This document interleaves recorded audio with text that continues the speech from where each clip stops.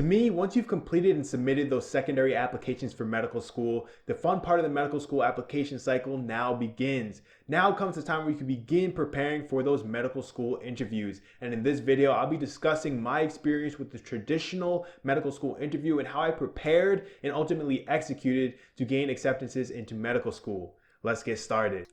What's going on, everyone? Welcome back to my channel and thank you for clicking on this video. For those of you who may be new to my channel, my name is Terence and I'm an incoming first year medical student. If you're new, make sure you subscribe and like the video if you enjoy these videos. I'll be putting out weekly videos just like this every single week, so come along for the journey. If you're interested in hearing more about my experience and how I got my interviews, where I interviewed at and where I was accepted, make sure you go check out the descriptions down below or check out my medical school application playlist. I had all the information there. I went on a total of 10 interviews. Out of those 10, 8 of them were traditional one-on-one style interviews. So either interviews with a faculty member, medical student, or both. And out of those 10 interviews, 2 of them were I also went on 2 MMI interviews out of my 10 interviews, and I'll be putting together a video after this one to discuss more of the tricks of the MMI and some things I did to prepare and execute on the MMI. I also will be putting together a video on tips and tricks for virtual interviews because I know with COVID and everything going on right now, most of the interviews are probably going to be virtual, so I'll be putting together a video, so stay tuned for both of those videos coming forward. So each one of my interviews was a little bit different based on the experience. You know, sometimes you went in and you got information about the school beforehand, and then you went on to your interview in the middle of the day, then you continued with a tour at the end. Sometimes you interviewed first thing in the morning, and then the rest of the day you had to learn more about the school, etc. Regardless of what my interview experience was, my preparation was essentially the same and identical for every single interview I went into. To start off with preparation, the first thing that I made sure I had in check was my mindset. The mindset of an interviewee should be somebody that, in my opinion, you go in with confidence, you go in knowing that you have value. They're interviewing you for a particular reason. That's because they want to learn more about you and they think that you would be a good fit at their medical school. At the end of the day, you want to find a school that best fits you. So ultimately, when I was going to the interview, I wanted to just share my story and just show medical schools, this is what I have, this is what I can bring to the table, this is what I think I can offer, and the value I have as an applicant and as a future medical student, showing them that I will be a great doctor and just sharing my story.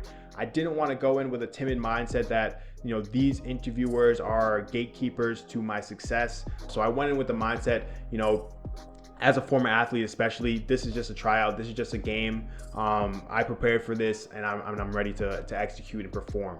So on top of having that right mindset and approaching my interview with just the opportunity to share my story with admissions committees, I also made sure to study my application. A lot of the things that I went through my application, you go through all these things over years of time and you could forget a lot about, what you went through or different stories or different experiences that you had a healthcare experience 4 years ago and you met this one patient that had this impact in your life and you may have forgotten details. So reviewing your application and coming back and spending time with it, really I think helped me to just be able to fill up my toolbox with these different experiences and different things I could reference. That included knowing my personal statement in and out, knowing my application in and out, and just reading it over and over again to understand, okay, what are my themes? What are my main objectives? What do I want to share? And what do I really want to get across with each one of my activities that I participated in? In some interviews, they literally would just run through my activities and ask me to talk about each thing.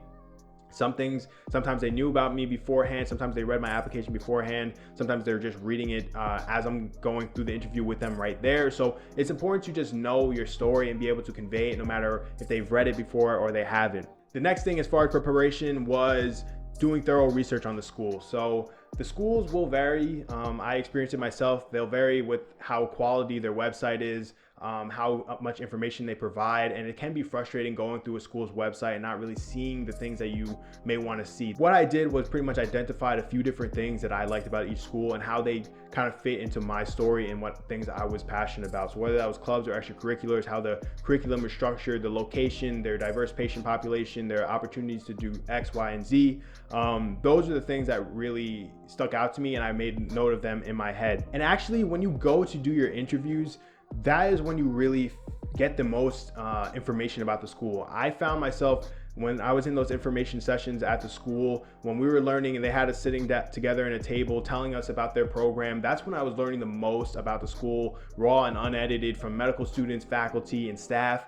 And it's important to soak that in as well. So do your research prior, but when you get there, soak in all that information and write down, okay, this is something I like, this is something that they discuss in detail, this is something that they emphasize. And I use that a lot of the times when I was going into my interviews, because it was fresh in my mind. I just had learned about why I want to go to the school, or what about the school interests me. So whenever they asked me, why do you want to come to our school, I always had something to say. So when you're doing those information sessions at the school, hopefully either before your interview, make sure you soak up all that information and absorb that, because that will help you in your interview process. And the last thing as far as preparation is practice, practice, practice. You have to practice how you play.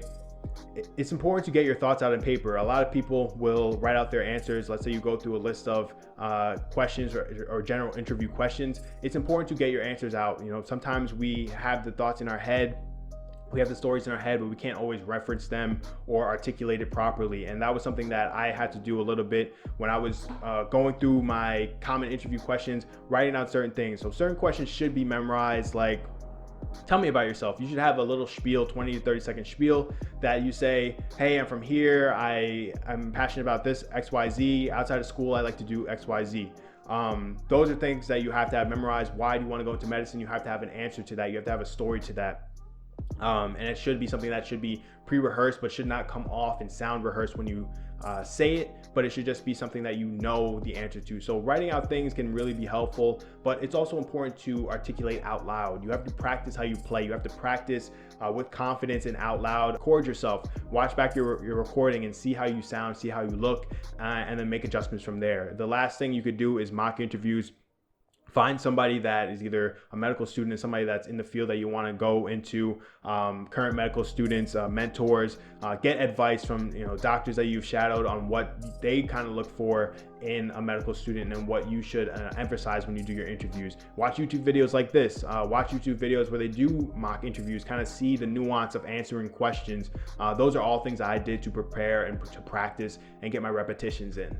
So now let's get into how to answer questions. And this is more on the execution side. And for me, when I was answering questions, I tried to always give some type of evidence or story behind my answer. So if I was asked, how are you overcoming conflicts? I wouldn't just say, I'm good at overcoming conflicts. I think it's something that I'm good at. I would say, I think I can overcome conflicts. I think it's something I can good at. But I would also give an example, back when I was doing this, I had to face this conflict and this is how I handled it.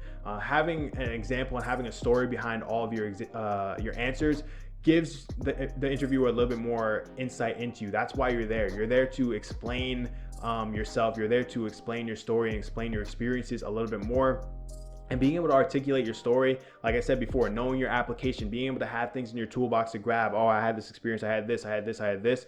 Understanding that will allow you to execute on interview day and just be able to give a detailed description of all your experiences in a very story-like form. You don't want to go on a long, drawn-out tangent, but it's important to have examples that back up your answers. It shows a level of maturity. It gives a little bit more validity to your responses. So now let's talk about the day of the interview and what I felt I did to help execute on the day of the interview. So most importantly, I got there super early. I got there about an hour early beforehand. I showed up to the building or showed up in the parking lot about an hour before, just to make sure that I was getting my mind right, calm my nerves. There was actually an incident where I didn't get to my interview an hour early. I got there, just on time, and I was more nervous. I was more tense. I was more uptight.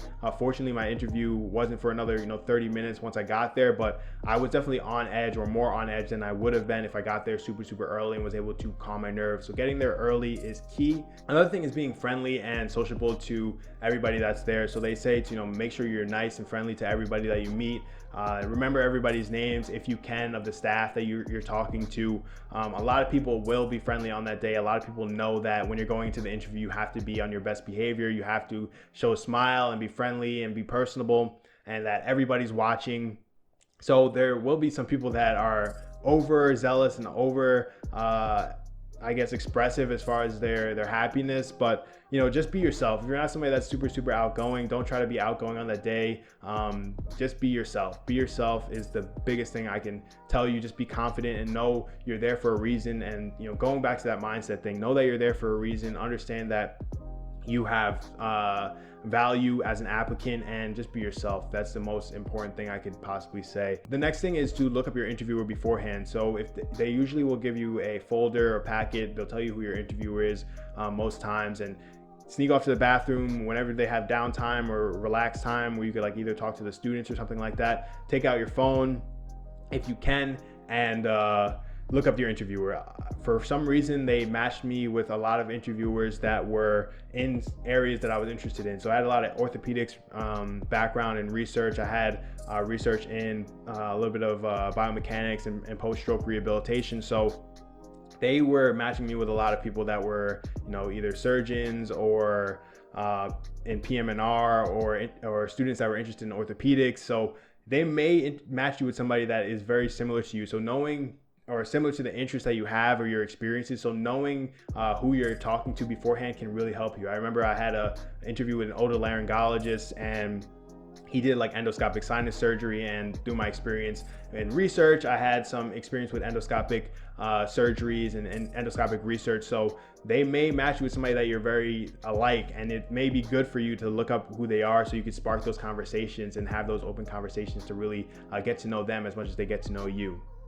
The next thing, make sure you maintain eye contact, make sure you have good posture. If you're looking up, or if you have to think about something, don't look up into your head, look down or straight. Just little body language things I think will help you, have good posture when you're sitting, and, just smile. You have to just understand that this is just an adult conversation. This is just a chance for them to learn more about you and for you to also learn more about them. So following your interview, make sure you have questions. Make sure you have follow-up questions, not just about the school, but ask that person personal questions. Challenge them. This is your opportunity to put them in the hot seat for a change. This is an opportunity for you to put them in that vulnerable position. So ask them why are you here, or what brought you here? What has kept you here all this time? What do you think needs improvement in the school? How does the school separate itself from other people? Put them in the hot seat, and you'll see that when they're in that position of vulnerability, they loosen up a little bit. You get to see the real side of them. A lot of the times when you're interviewing, you don't really know how it's going, because they'll either put up a stone face, especially when it comes to getting interviewed by medical students. If you're getting interviewed by medical students, a lot of the times, I think 100% of the times, they were more stone faced and they were more serious. But when you're getting interviewed by the faculty that's been doing this for years and years, they're more relaxed and laid back. So you may not be knowing how the interview is going based off of who you're interviewing with, but when you start asking them the questions, that's how you kind of can feel if they are interested in you, if they like you. Just putting them on the hot seat and having genuine questions and genuine interest will help you kind of feel out, all right, how's this interview really going, or how is this person really like? But all in all, you just want to enjoy the day, enjoy the opportunity to share your stories. Interviews are the first time you really feel like a medical student. You feel valued. You feel a little bit of gratification that you did it. You're in a room with a bunch of educated, smart, brilliant people that have passion for medicine too, and you really feel like I'm taking the next step into my careers. Schools want you, and they want to fill their class with brilliant people just like you. So make sure you have that value and just enjoy the interview experience. Try not to allow the stress or the potential stress of the interview ruin the day. Embrace it, learn more about the school, and take it all in. All in all, just be confident. You got this. It's something that is a gratifying experience, getting to interview, getting to go to the school, take it all in and have fun with it. Be confident in your interview, and make sure you prepare to allow you to be confident. Thank you for watching the video. Those videos on the MMI and also the Zoom or virtual interviews are coming out soon, so make sure you stay tuned for those. Thank you again for watching. If you're new, make sure you subscribe, but like the video if you enjoy these videos. I'll be putting out weekly videos just like this every single week. You got this, and let's get it.